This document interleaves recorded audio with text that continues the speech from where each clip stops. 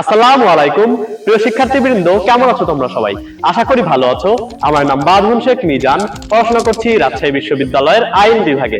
আমি admission champions এর একজন ইংলিশ মেন্টর। অ্যাডমিশন চ্যাম্পিয়ন্স কর্তৃক আয়োজিত আজকের এই আড্ডায় আমাদের সাথে উপস্থিত আছে শুভ রায়। শুভ রায় অ্যাডমিশন চ্যাম্পিয়ন্স এর শিক্ষার্থী। শুভ রায় এবছর রাজশাহী বিশ্ববিদ্যালয়ের আইন ও ভূমি প্রশাসন বিভাগে চান্স পেয়েছে। তাহলে চলো শুভ রায়ের কাছ থেকে তার অ্যাডমিশন জার্নির গল্পটা শুনে আসি। শুভ, কেমন আছো তুমি? আমি ভালো আছি ভাই, আপনি কেমন আছেন? আমিও ভালো আছি। তো শুরুতেই তুমি তোমার পরিচয়টা দিয়ে আজকের পর্বটা শুরু করো। সবাইকে আদাব, সালাম ও নমস্কার। আমার নাম শুভ রায়। আমি বর্তমানে অধ্যয়নরত আছি রাজশাহী বিশ্ববিদ্যালয়ের আইন ও ভূমি প্রশাসন বিভাগে। আমার সেশন 2025-26। তো শুভ রায়, তুমি কোন কোন বিশ্ববিদ্যালয়ে ভর্তির জন্য অ্যাপ্লাই করেছিলে এবং তোমার অ্যাডমিশন জার্নিটা যদি সংক্ষেপে বলতে।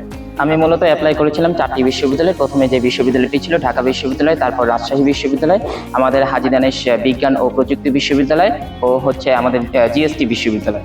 হ্যাঁ, তার মধ্যে আমার মূল স্বপ্ন ছিল সাধারণত ঢাকা বিশ্ববিদ্যালয়ে আইন পাওয়া অথবা রাজশাহী বিশ্ববিদ্যালয়ে আইন অনুষদে চান্স পাওয়া। কিন্তু যখন ঢাকা বিশ্ববিদ্যালয়ের রেজাল্ট বের হলো এবং রেজাল্ট প্রকাশিত হলো, তখন দেখলাম যে আমার পজিশন বেশ পিছিয়ে রয়েছে। বিশেষ করে 2100 এরকম পজিশন ছিল। কিন্তু তখন আমি রাজশাহী বিশ্ববিদ্যালয়ে পরীক্ষা দেইনি। তখন আমি খুব হতাশার মধ্যে ছিলাম। তখন আমাদের কয়েকদিন ঢাকা বিশ্ববিদ্যালয়ের রেজাল্ট প্রকাশিত হওয়ার কয়েকদিন পরে দেখলাম যে আমাদের এমসিকিউ পরীক্ষা শুরু হলো রাজশাহী বিশ্ববিদ্যালয়ে। এমসিকিউ পরীক্ষায় আমি আইন অনুষদে চান্স পাওয়ার জন্য যতটুকু মার্ক অর্জন প্রয়োজন ছিল ততটুকু মার্ক অর্জন করে আমি লিখিত প্রস্তুতি শুরু করেছিলাম। তখন আমার চোখের সামনে এলো, তখন লিখিত প্রস্তুতি নিয়ে তো আমি খুব টেনশনে ছিলাম এবং খুব চিন্তায় ছিলাম।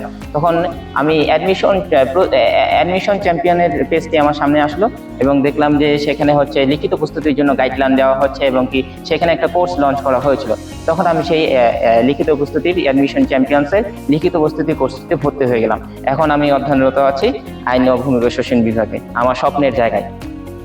তো শুভ রায়, পড়াশোনার ক্ষেত্রে তোমার সংগ্রামটা কেমন ছিল?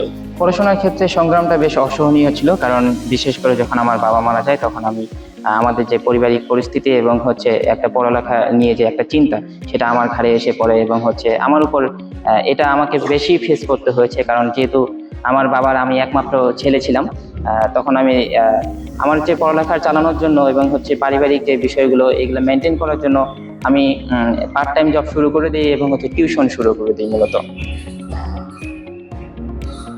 আর তাহলে তুমি তোমার অ্যাডমিশন টাইমে যে আর্থিক খরচটা সেটা কিভাবে নির্বাহ করেছিলে? অ্যাডমিশন টাইমের আর্থিক খরচটা সাধারণত কলেজের এইচএসসি পরীক্ষা দেওয়ার পরে সাধারণত অ্যাডমিশনের খরচের যে বিষয়টা, সেটা আমি সাধারণত একটা স্কলারশিপ পাই এবং স্কলারশিপ পেয়ে আমি সাধারণত আমি ঢাকা বিশ্ববিদ্যালয়ের পরীক্ষার আগ পর্যন্ত সেখানে অ্যাডমিশন করেছিলাম এবং পরবর্তীকালে আমি এখানে বাড়িতে এসেছিলাম আর কি মূলত। আচ্ছা, তো অ্যাডমিশন চ্যাম্পিয়ন্স এর যে সকল ক্লাস ছিল লিখিতর ব্যাচে, তো সেখানে তুমি কেমন উপকৃত হয়েছিলে? ক্লাসগুলো কেমন ছিল সেটা যদি শেয়ার করো। বিশেষ করে যেহেতু আমাদের অ্যাডমিশন চ্যাম্পিয়ন্স এর পক্ষ থেকে হচ্ছে লিখিত পরীক্ষার ক্ষেত্রে আমাকে একটা খুব বিশাল আকারে একটা সহায়তা করেছিল।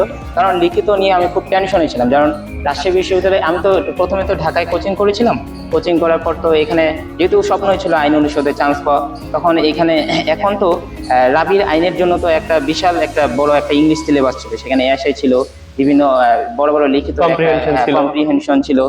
তো আমি এগুলা নিয়ে খুব টেনশনে ছিলাম, যেহেতু লিখিতটাও আর কি অনেকটা আর কি খুব একটু পরিস্থিতিটা একটু খারাপ ছিল, লিখিত সিচুয়েশন মার্কটা আর কি। তো রাজশাহী বিশ্ববিদ্যালয় এমসিকিউ সেটা মার্ক অর্জন করলাম। তো লিখিত নিয়ে যেহেতু টেনশন ছিল, তখন একটু ফেসবুকে আর কি স্ক্রল করা শুরু করলাম আর কি, যে দেখি যে কোথাও কোর্স কি লঞ্চ করা আছে কিনা। তখন হঠাৎ করে আমার অ্যাডমিশন চ্যাম্পিয়ন্সের আমার পেজটি চোখের সামনে পড়ে যায় এবং সেখানে আমি আমার সীমান্ত নন্দিতার ভিডিওটা আমাদের চোখের সামনে পড়ে এবং সেখানে আমি আর কি ভর্তি হয়ে যাই।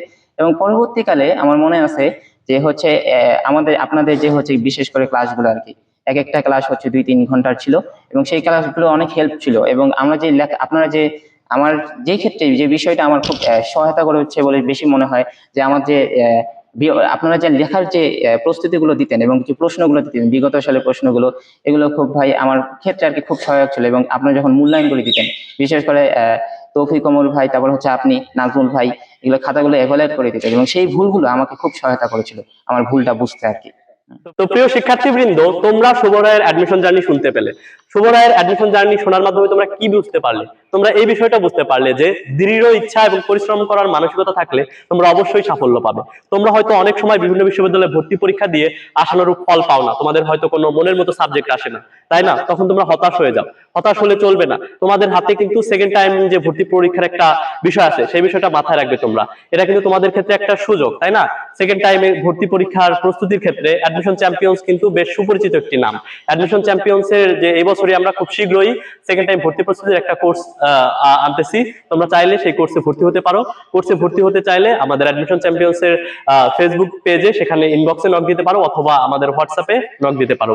তো এভাবেই যদি তোমাদের পরিশ্রম করার মানসিকতা থাকে, তাহলে অবশ্যই তোমরা বিভিন্ন বিশ্ববিদ্যালয়ের ভর্তি পরীক্ষায় ভালো করবে।